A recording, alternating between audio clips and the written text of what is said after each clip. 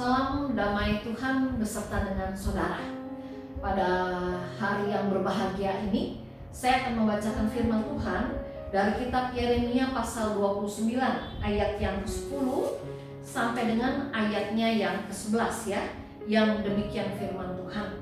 Sebab beginilah firman Tuhan, apabila telah genap 70 tahun bagi Babel, barulah aku memperhatikan kamu.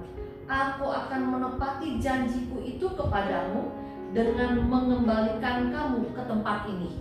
Sebab aku ini mengetahui rancangan-rancangan apa yang ada padaku mengenai kamu.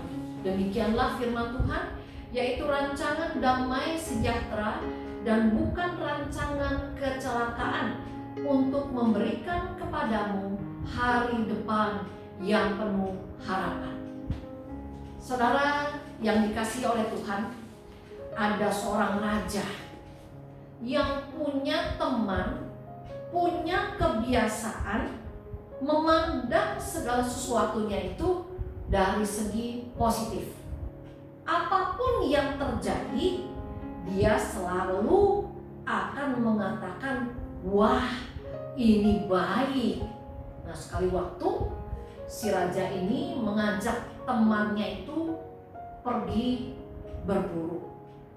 Tapi karena adanya satu kelalaian yang mengakibatkan pada akhirnya salah satu jari dari sang raja ini putus.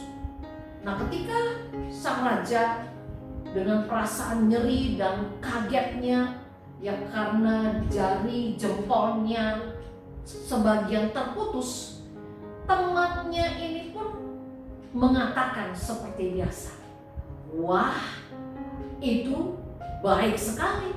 Nah, tentu saja si raja marah mendengar temannya memberi komentar jarinya yang putus, jempolnya yang putus. Dia tetap mengatakan, wah, itu baik sekali.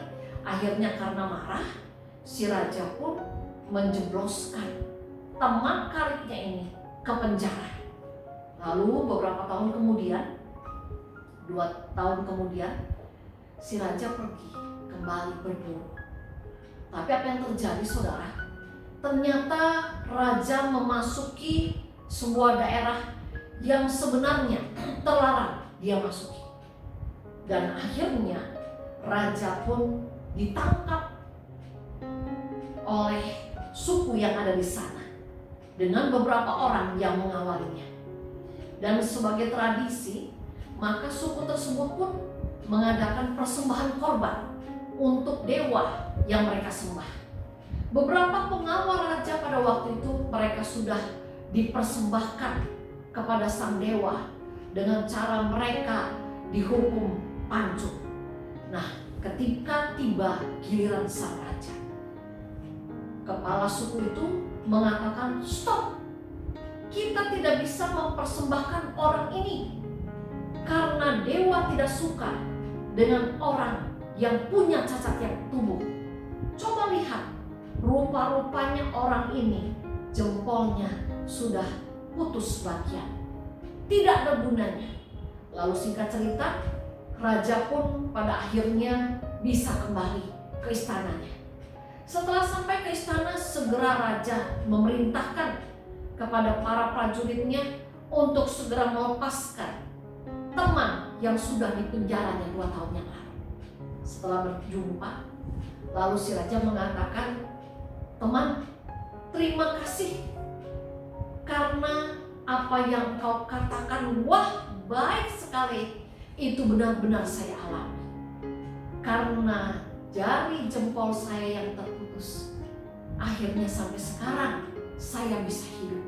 Kalau saja jari jempol saya tidak putus, saya pada saat ini sudah mati. Lalu teman yang baru saja dibebaskan dari penjara itu mengatakan, tidak usah kamu mengatakan terima kasih kepada saya. Ini baik sekali buat saya. Coba seandainya kalau tadi beberapa waktu yang lalu saya ikut dengan engkau ke hutan sana, sekarang kapanpun saya sudah tidak ada di sini.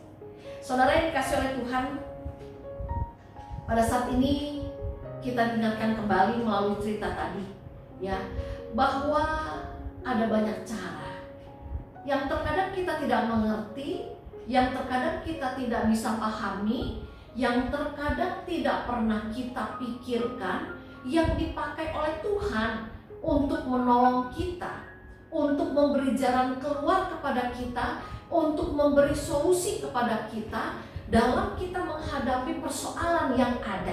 Seperti juga dalam Yeremia, dalam bacaan kita pada saat ini. Nah, kalau kita lihat kiriman surat Yeremia ini adalah untuk bangsa Yehuda yang ditawan menjadi tawanan di Babel selama 77 tahun.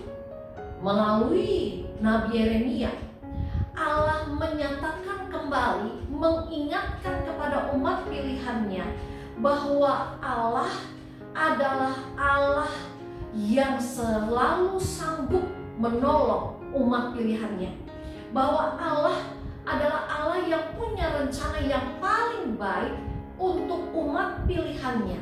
Oleh karena itu, Allah meminta bangsa Yehuda yang ada dalam tawanan pada waktu itu supaya mereka tetap hidup di dalam pengharapan, supaya mereka tidak berputus asa di dalam menanti pertolongan yang dari Tuhan.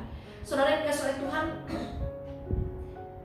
melalui firman Allah pada saat ini bukan hanya Allah punya cara untuk menolong bangsa Yehuda, tetapi Allah juga punya cara untuk menolong saya dan saudara. Dan cara yang Allah pakai terkadang di luar jangkauan pikiran kita. Kadang Allah memakai cara yang tidak pernah kita pikirkan, tetapi itulah Allah kita, Allah yang maha luar biasa, Allah yang punya beribu-ribu cara untuk menolong kita. Mengapa demikian? Karena Allah yang kita percaya, Allah di dalam Tuhan Yesus Kristus adalah Allah yang juga memegang kendali atas kehidupan kita masing-masing. Sehingga seburuk apapun kejadian, persoalan yang datang dalam kehidupan kita, Allah selalu punya cara untuk menolong kita. Dan jangan pernah berputus asa. Karena apa? Seperti yang firman Allah katakan, bahwa Allah mempunyai rancangan damai sejahtera, bahwa rancangan Allah bagi saya dan juga bagi saudara bukanlah rancangan kecelakaan. Saudaraku, 2022 masih panjang.